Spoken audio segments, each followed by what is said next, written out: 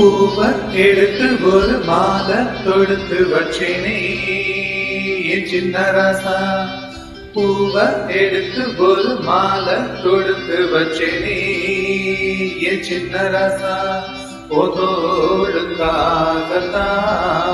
இந்த மாலை ஏங்குது. கல்யாணம் கச்சேரி எப்போது?